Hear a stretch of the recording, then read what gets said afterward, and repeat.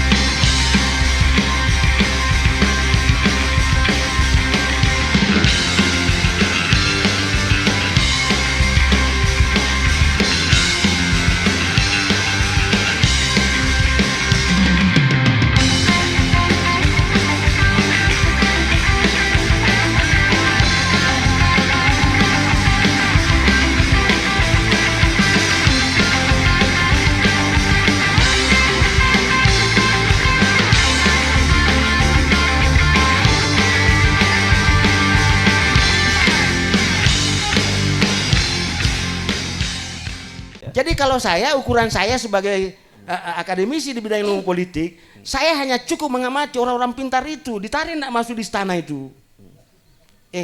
Presiden Amerika, lawan politiknya waktu kampanye, dibilangi you monyet. Karena mukamu itu penuh itu kan, mirip monyet. Setelah terpilih jadi presiden, dipanggil tadi, kau bilangi saya monyet kan? Ini yang pendukungnya tadi marah ini, wah udah ini kamu kesempatan kamu balas dendam. Kau sudah jadi presiden. Oh, udah begitu Pak. Dia bilang saya monyet itu karena saya calon publik. Tidak boleh saya marah gara-gara dibilangi monyet. Terus kenapa kau panggil dia? Saya panggil dia karena saya percaya dia bisa menjarakan rakyat Amerika. Tidak ada dendam. Karena memang kemampuannya tadi. Ini rezim ini dia sudah tahu, tapi karena dia tidak mau dikritik kan. Padahal kritik itu penting loh. Karena kritik itu berat Pak. Punya kemandirian. Punya kemampuan menganalisa.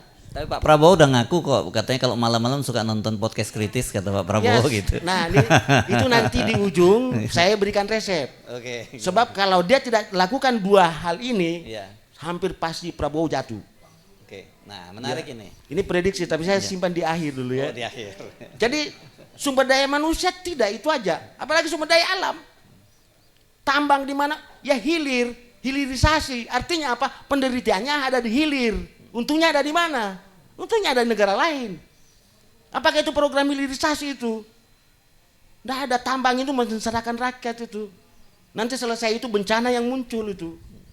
Jadi kalau kita bicara itu itu bicara kapabilitas ekstraktif itu. Kemudian kapabilitas domestik. Ada tidak jaminan kestabilan? Hampir semua kekuatan politik saling berlawanan sekarang. Ya percaya, coba lihat saya P3 itu sudah jadi rebutan. P3 itu diaduk-aduk, tidak tahu partai mana lagi itu perebutan. Karena baru tahun pertama sudah dipikir 2009 Pak. Padahal koalisi itu adalah kejahatan politik loh. Makanya saya bilang tadi di Indonesia tidak ada koalisi itu, yang ada persekongkolan jahat, yang ada permufakatan jahat. Teori politiknya tidak begitu koalisi Pak. Mas ada koalisi dilakukan sebelum pemilu. Itu bagi-bagi kekuasaan namanya itu. Itu kejahatan itu Pak. Kalau Anda belajar ilmu politik kepada saya ya. Tapi kan Anda tidak mau belajar ilmu politik kepada saya. Itu masalah besarnya itu kan. Jadi masalah dia bukan masalahku. Kalau nanti jadi masalah kalau dia mau belajar sama saya tidak mau ajari dia. Itu kan itu. Jadi kapabilitas domestik, kapabilitas internasional. Oke, selama ini kita jatuh. Pertanyaannya, apakah Prabowo ke luar negeri itu? Saya juga bangga, terus terang. Saya melihat presiden saya itu, dia mampu memulihkan harga diri saya sebagai bangsa Indonesia itu. Saya puji Pak Anu itu.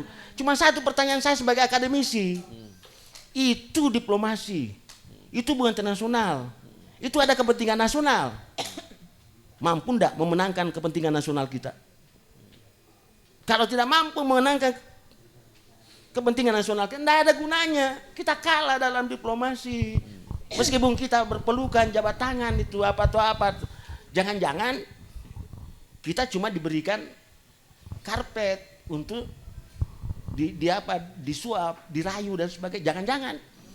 Tapi kalau kepentingan nasional ada di situ, nah saya yakin. Tapi saya untuk rezim Prabowo saya belum melihat itu. Nah 7 itu ya, 7 itu sudah. Terus bagaimana Prabowo? Rezim Prabowo sekarang dia di dalam krisis legitimasi.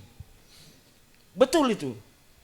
Dia di krisis legitimasi. Dia memulai kekuasaannya dengan hasil pemilu yang bermasalah. Bukan KPU yang tetapkan, tapi Wali Songo. Itu MK. Wali Songo ya. Wali Songo. Wali Songo itu kan yang tentukan itu, bukan KPU itu. Itu dalam ilmu politik itu jatuh itu legitimasi itu. Yang kedua, ya, membikin kabinet ada rezim lama. Karena itu saya bilang tadi, ada atau banyak? Ya saya jumlah itu kuantitatif. Ketika saya mengatakan ada itu kualitatif. Okay. Bisa saja satu saya sebutkan, tapi itu sangat berbahaya kan.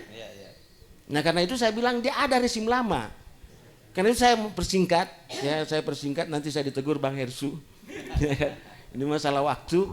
Ya, rezim Prabowo hanya ada 2 caranya untuk selamat. Pertama harus cuci tangan, harus bersihkan semua rezim lama. Oh cuci tangan, saya pikir kayak Pak Jokowi sama Pak Luhut cuci tangan dari wus, bukan ya, beda ya. Sebenarnya itu bahasa saya. Pertama dulu ya. di awal waktu Pak Prabowo naik itu saya membuat di WA Group, saya bilang ada 2 resep, hanya ada 2 cara Pak Prabowo bisa selamat. Yang pertama dia harus cuci mulut. Dia harus katakan kepada orang bahwa saya bukan rezim kelanjutan daripada rezim lama. Karena itu saya tidak boleh memikul beban. Ngapain saya jadi pembebas dosa atau apa namanya? Dosa warisan.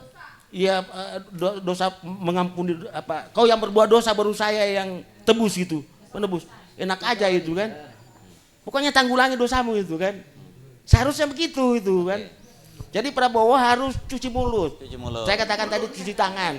Sampaikan kepada orang, umumkan kepada seluruh negeri ini bahwa kami bukan rezim lama. Kami bukan bagian daripada kelanjutan rezimnya Jokowi.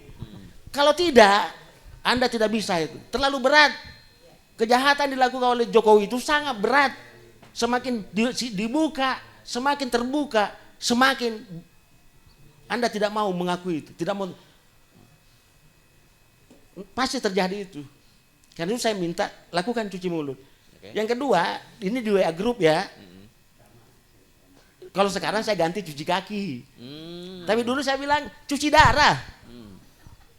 Apa itu cuci darah? Jangan sampai terkesan bahwa Prabowo itu anti demokrasi.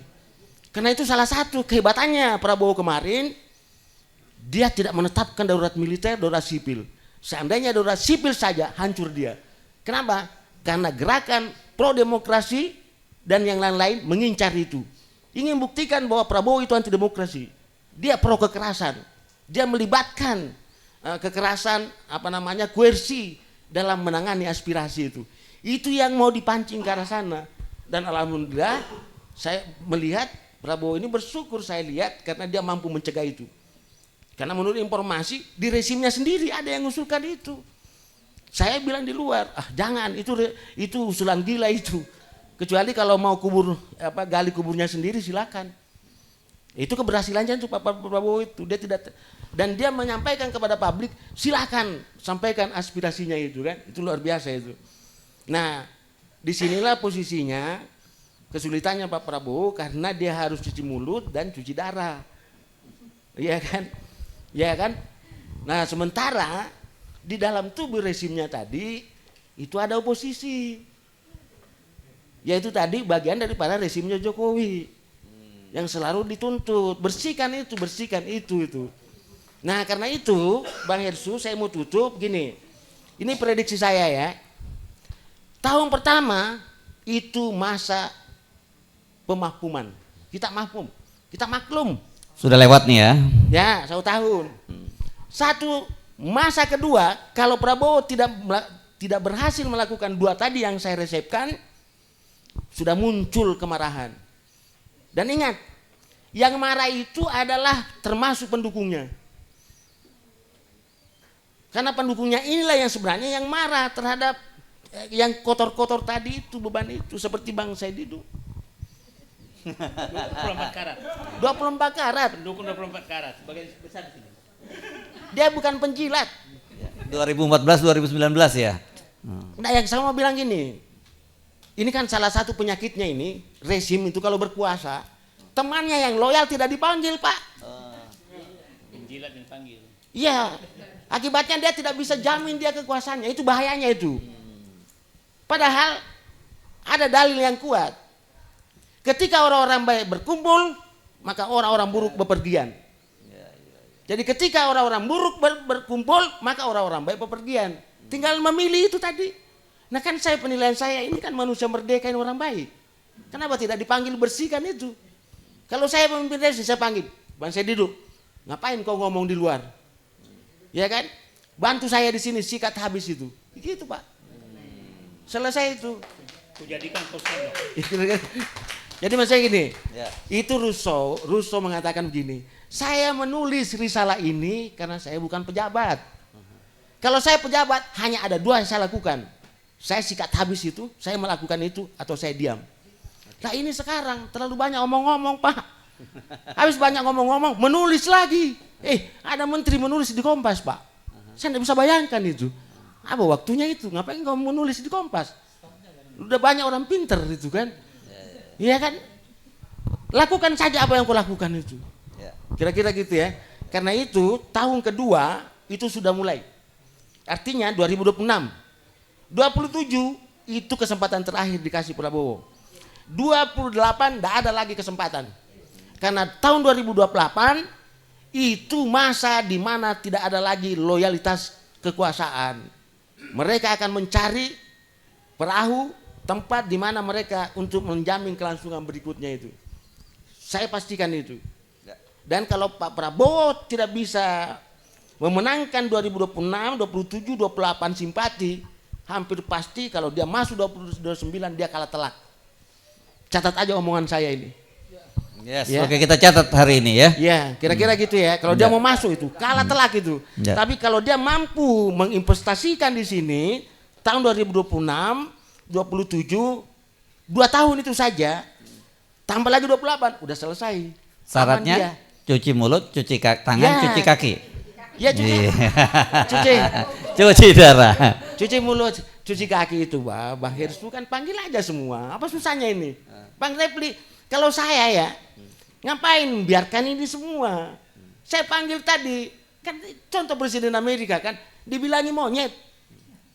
Justru dia jadi perhatian, oh itu yang bilangnya saya monyet. Waktu kampanye itu kan, panggil dia, yang bilangnya saya monyet itu apa? Oh ahli keuangan Pak, dipanggil dia sini ke Gedung Putih, dijadikan Menteri Keuangan. Kenapa itu? Lah kalau kita di sini enggak, siapa yang kata-katain saya itu? Panggil, siksa hidupnya dia, siksa masa depannya. Itu kan pejabat jahat itu Pak. Karena itu kepentingan pribadi, bukan kepentingan publik itu. Mantap. Jadi kalau Pak Prabowo, saran saya, siapa yang paling banyak keras suaranya panggil ke istana.